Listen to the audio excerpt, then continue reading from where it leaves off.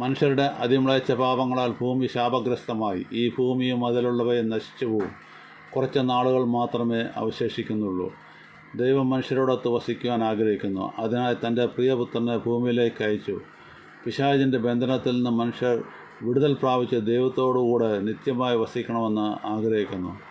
എന്നാൽ മനുഷ്യർ മാനസാന്തരപ്പെടുന്നില്ല. പുത്രനായ യേശുവിനെ രക്ഷകനായി സ്വീകരിക്കാതെ പുത്രൻ്റെ കുരിശുമരണത്തെ വൃഥാവാക്കിക്കളഞ്ഞു.